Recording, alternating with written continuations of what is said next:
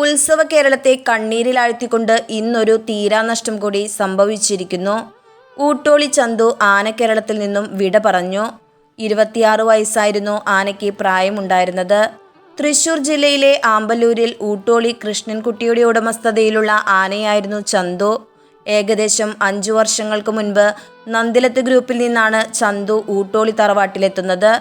തികച്ചും ഒരു മോഴയാനയായിരുന്ന ചന്തു ഉത്സവ കേരളത്തിന്റെ ഭാവിയുടെ വാഗ്ദാനമായി വളർന്നു വരുന്നതിനിടയിലാണ് അപ്രതീക്ഷിതമായ ഈ വേർപാട് സംഭവിക്കുന്നത്.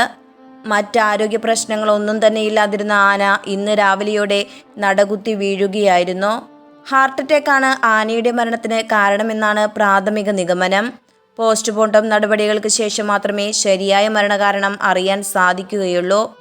ജ്യേഷ്ഠന്മാരായ ഊട്ടോളി അനന്തനും മഹാദേവനുമൊക്കെ ഉത്സവപ്പറമ്പുകൾ കീഴടക്കുമ്പോൾ അവരിലൊരാളായി നാളെയുടെ വാഗ്ദാനമായി പതുക്കെ പതുക്കെ ഉത്സവ കേരളത്തിലേക്ക് തൻ്റെ വരവറിയിച്ചു കൊണ്ടിരിക്കുന്നതിനിടയിലാണ് വിധിയുടെ വിളയാട്ടത്തിൽ ചന്തു ഈ ലോകത്തു നിന്നും വിട പറയുന്നത്.